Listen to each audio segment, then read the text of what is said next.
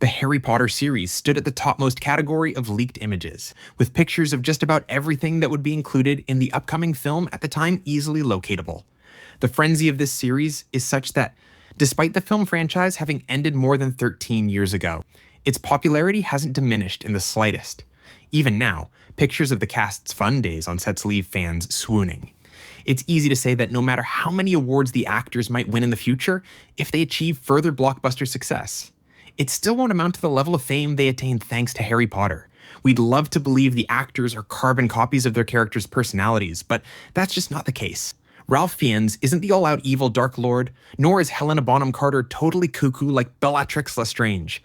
Quite the contrary, the actors who play the most unlikable characters tend to be the ones with the sweetest dispositions. Evanna Lynch, looking ever so cute, poses with the king of the arachnids, Aragog. This never materialized in the film or novels as Luna didn't interact with the great spider in canon.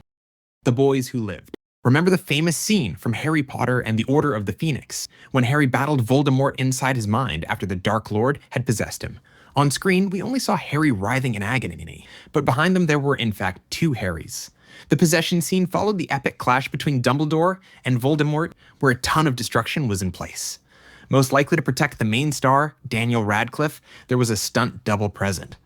The poor guy must have faced the brunt of the punishment. Still, he and Daniel share a good laugh here. The Laughing Snape. Search your brain and try to recall even one instance of Severus Snape laughing heartily. Can't find any, can you? The potions master was notoriously grim in all his appearances and was never seen cracking a genuine smile throughout his tenure. Alan Rickman, though, was a genuine soul. The actors have reiterated the notion that Rickman was a lovely fellow who added to the atmosphere on set. Here, he can be seen sharing a laugh with both Daniel Radcliffe and Rupert Grint, something Snape would never dream of with Harry and Ron. Bitter enemies or best friends? That epic clash between Dumbledore and Voldemort brought us plenty of classic behind-the-scenes pictures. Take this one, for example. Here we see Bellatrix, Voldemort, Dumbledore, and Harry, all flashing smiles as if posing for a family photo. What makes this great is that their faces clearly reflect true glee while taking the picture. This validates the cast's chemistry as there was always a fun environment, even if the scene being filmed concerned a destructive battle. Besides, Voldemort and Harry smiling ear to ear is a sight of legend. An earful for Matthew. This picture is just a few seconds before poor Matthew Lewis was gripped by sheer pain. You see, the wand, pointy and sharp as it clearly appears to be, was accidentally jammed into Lewis's ear during filming. Helena Bonham Carter took her character far too seriously and brandished the wand's tip into Lewis's eardrum, rupturing it and causing internal bleeding. Good old Matthew happened to be a sport about it and didn't inform Carter of the immense pain until 3 days after the scene had been filmed. The fake backdrop. The Hogwarts set changed drastically between Chamber of Secrets and Prisoner of Azkaban due to Alonso Cuarón's direction.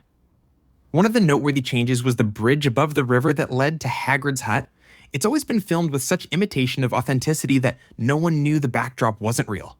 Here, the background can be seen to be comprised of a blue screen, which means the beautiful view of the trees and skyline present was nothing more than graphical wizardry.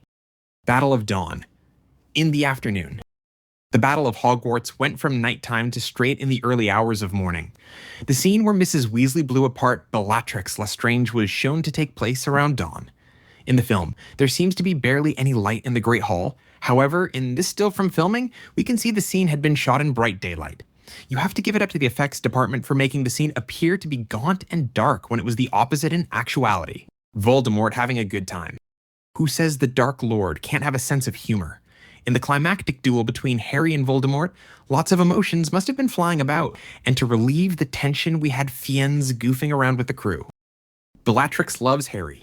Much like the example of Voldemort above, Bellatrix's insanity isn't shared by her actress, Helena Bonham Carter. While she may have taken her enthusiasm with the wand too far in Matthew Lewis' case, Carter demonstrated here her loving personality. The Battle of Hogwarts must have been nearing its end stages when this picture was taken.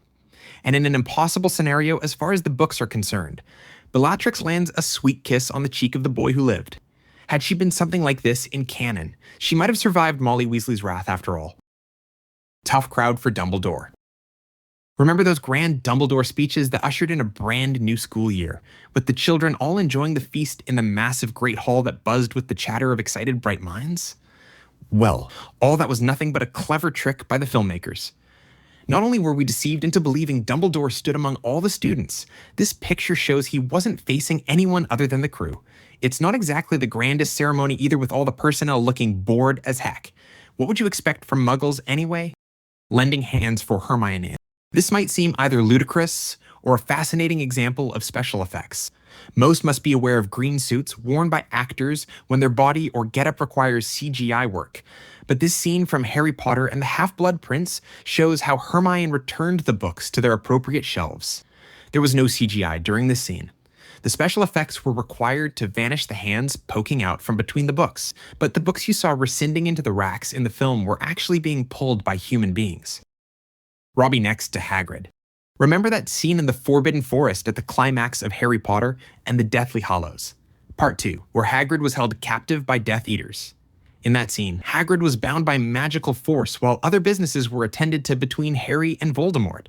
However, keeping Hagrid captive is easier said than done, even by special effects standards. In a very meta picture, Robbie Coltrane sits beside his Hagrid self. Robbie wasn't needed for filming at the time, but it must have been difficult to resist taking a picture with a perfect dummy version of himself. Pizza party at the House of Blacks. Does the Wizarding World have pizzas? Considering the fact that Ron Weasley doesn't know what coffee is supposed to be, it would be a fair assumption wizards don't eat the Italian cuisine. This behind-the-scenes image truly belongs in the real world. It's relatable to everyone, as the cast are busy enjoying lunch in each other's company at Grimmauld Place. Really makes you appreciate the food service in big-budget films, doesn't it? Grimmauld Place hasn't been given the wizard spin at the time of this snap, as Muggle food and appliances are lying around. That's it for part 1. Stay tuned for part 2, where we uncover even more behind-the-scenes magic from the Harry Potter series. You won't want to miss it. And don't forget to like and subscribe so we can keep bringing you more amazing content like this.